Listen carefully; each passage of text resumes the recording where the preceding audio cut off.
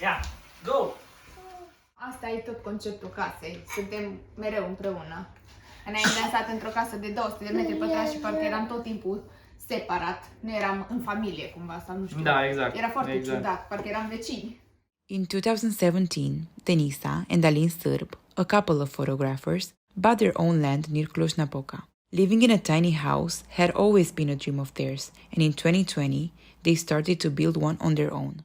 In late December, they moved in. Vreau ceva și super ieftin momentan, nu vreau să cheltuim exagerat de mulți bani. Era o alternativă chiar super bună, o puteam duce și la nivelul de eco și de off-grid. Da, dar imediat.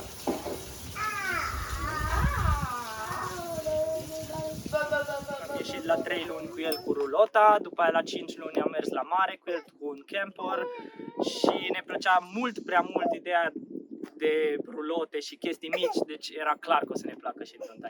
Stând tot la casă și înainte a fost destul de ușoară trecerea. Haideți să vă prezentăm interiorul.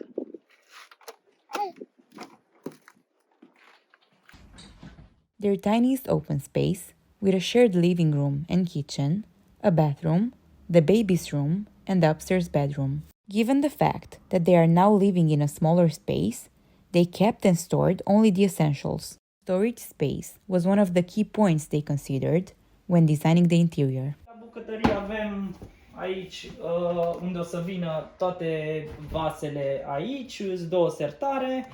Aici avem niște vase și... care merg până după colț, cuptorul și partea de uleiuri aici. Mai avem sus partea de hotă și condimente. Acolo urmează să mai avem niște rafturi. Și mai avem și acolo un spațiu de depozitare. Aici ținem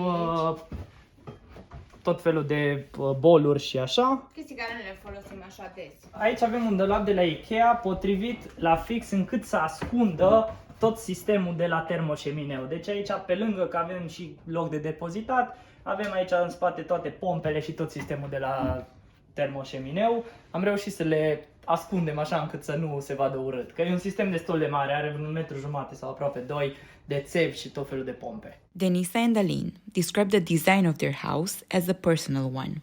The design was built around several elements from their old house. The couple also inspired themselves from other tiny houses, but decided to add a unique touch to theirs. Inițial aici sus trebuia să fie închis. Și n-am mai vrut să închidem că se vede prea frumos. foarte mult să stăm jos seara fix pe mochetă și să vedem Clujul. Și de-aia am ales să fie totuși safe pentru Matei, dar să se vadă printre.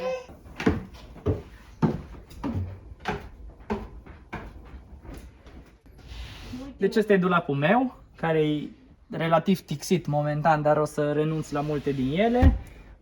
Și de aici e numai lui Deni. Aici avem hainele mai groase un pic și tricourile, colecția de tricouri, adică o parte din colecția de tricouri. Și aici restul hainelor. E destul de greu să renunți la haine care ți-s dragi sau la lucruri care ți-s dragi. Când ne-am hotărât să ne mutăm, am zis că ne mutăm cam cu 60% din lucrurile pe care le aveam. Am reușit eu să mă mut cu poate 40 sau 50, dar Deni și-a adus ceva mai multe. Eu încă nu mi-am adus toate hainele. Dar mai aducem, nu-i stres. Loc avem, Mai totuși avem și loc. aici. Mai avem. Deci nu e așa de... Și o trebuie să sortăm vase multe, pentru că tot cumpăram ce ne plăcea, depozitam în pod. Și când ne-am scos, nu încăpeau aici, nici gând. Așa că o să avem forever, tot le înlocuim, noi Am zis că le lăsăm în pod și când se strică o tigaie, luăm alta nouă din pod fără să o cumpărăm, pentru că toate erau de calitate și nu le puteam da, era păcat. Adă țiții! Adă țiții! Da, adă țiții! Denisa and Alin decided not to be connected to the utilities and adopt a fully independent lifestyle. All the alternative solutions they implemented helped them live sustainably and have lower costs. Avem panouri solare pentru curent, care fac față super bine și iarna. Avem 4 baterii care ne țin tot curentul. Iarna, dacă de exemplu într-o săptămână, în 7 zile avem o zi de soare, e suficient să avem curent. Dacă nu avem ziua aia de soare, atunci avem un generator de backup care îl pornim câteva ore și face din nou treaba. Pentru apă avem fântână, de unde tragem apă și o dezinfectăm printr-o aparatură de dezinfecție. Pentru încălzire avem un termoșemineu care face și apă caldă în boiler și plus duce apa caldă în calorifere și încălzește cumva echilibrat casa.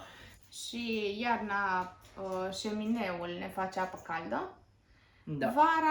Vara boilerul e și panourile. electric, așa că vara merge pe electric, iarna merge pe termoșemineu, adică bagi lemne pe foc, el încălzește o apă care încălzește o altă apă care ajunge la robinet, practic, apă caldă. Din cauza aia am și vrut să avem o casă super bine izolată, cu niște geamuri foarte bune, ca să nu folosim foarte mult lemn. În timp o să vrem să folosim și biogaz pentru gătit. Cândva o să vrem să avem și un alt sistem de încălzire, poate pe un sistem electric sau ceva, dar când mai avem bani să investim în partea de fotovoltaice să fie un pic mai puternică. Momentan nu ar duce o centrală electrică iarna, dar nu se știe pe viitor, vrem să nu mai tăiem lemn, deci cam mai e ideea. Pentru canalizare avem o fosă septică ecologică cu 3 camere care se descompune, cumva se descompune singură, nu are nevoie de vidanjare. Doar odată la câțiva ani. Exact. E făcută la standard încât să nu poluăm, avem dren mai lung decât ar fi nevoie, încât să fie totul în regulă. Avem și costuri foarte mici. Da, gen Și- internet plătim și cam atât. Și o Da. butelie de gaz odată la un timp. Odată la 2 luni fix se termină putelia și 70 de lei, ceea ce e super puțin și gătim mult, gătim zilnic de câteva ori. Nu. Stai să te speli pe mine, că și ești murdar. Nu? Ia cârpa și de... Da, nu prea încăpem amândoi aici. Amândoi pe rând. Amândoi pe rând, da. Nu încăpem neapărat amândoi deodată, că ne-am tot bate unul de altul, plus că trebuie să stea cineva cu copilul, deci facem cu schimbul când gătim.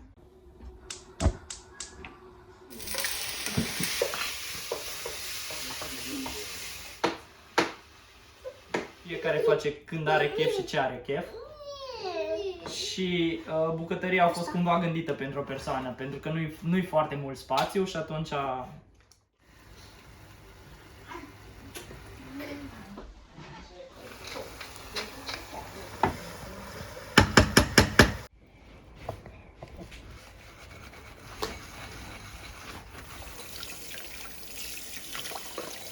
Multe vase tot timpul la noi de spălat, deci vedeți că suntem 100.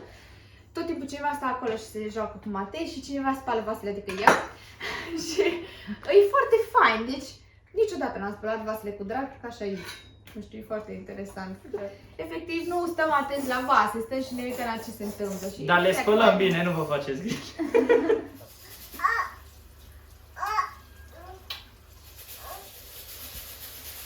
Geamul ăsta de aici au fost gândite în așa fel încât plita să fie aici și să poți să vezi tot peisajul. Mulți ne-au criticat din cauza că scările urcă peste geam, dar ideea e că ăla a fost visul nostru. Exact așa vroiam și aici, dacă vedeți, e mai puțin de un deget. Deci e și la fix. Exact cum am calculat. Deși nu suntem arhitecți sau în domeniu.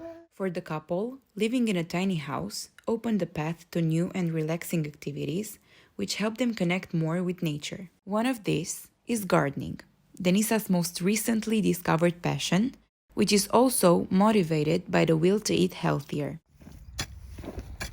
Când eram mică, la bunici, aveam sapa mea, ceea în grădină cu bunica. Făceam de toate acolo. Chiar ieri am sunat în timp ce priveam ceapa și ne aduceam aminte. Și am zis aici, fiind Matei micuț, am vrea să mâncăm chestii bune și făcute de noi. Și pământul e foarte bun aici.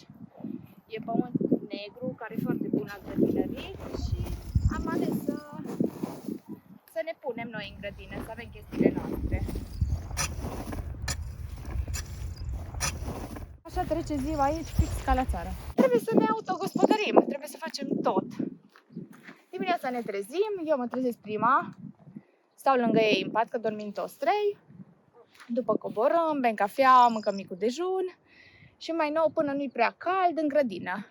După facem de mâncare la miaz, doarme Matei, mai edităm ce avem de editat, că avem ședințe foto mici și tot pe aici, tot construim. Nu suntem niciodată de construit.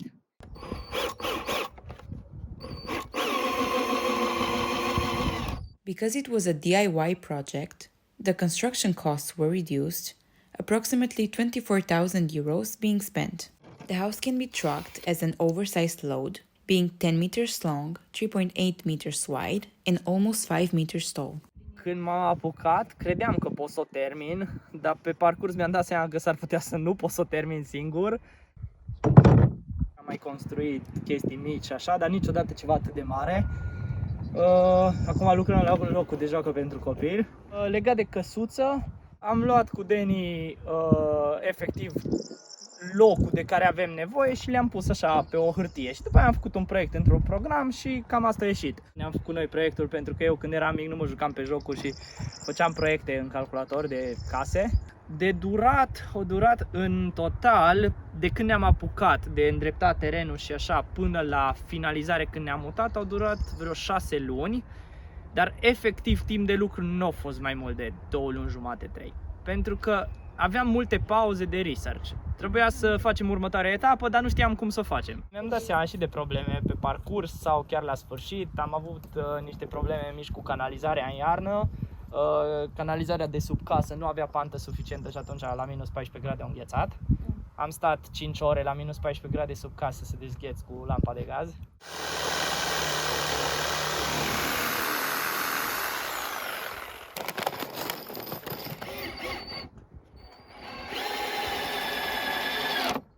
Nu știu dacă o să fim în casa asta sau chiar o să facem o casă mai mare, dacă o să avem nevoie mai încolo când o să fim mai active mare sau dacă o să mai facem un copil. Dar tot pe terenul ăsta probabil o să fim, pentru că avem suficient loc. Putem muta căsuța asta în partea de jos și aici să facem o casă normală. Chiar dacă ar fi să mai avem un copil, în camera lui Matei e organizat ca lumea ar intra lejer de copii. Dar vrem să se simtă și ei ok. Că degeaba ne simțim numai noi bine dacă pentru ei nu e suficient. Tot a fost așa ca un impuls când am făcut-o. Numai în timp ce o făceam ne-am dat seama că noi chiar facem asta. Știi, toți banii noștri strânși i-am băgat în căsuță și pandemie, noi nu avem de lucru și noi chiar facem chestia asta. Noi ne vedem stând aici forever.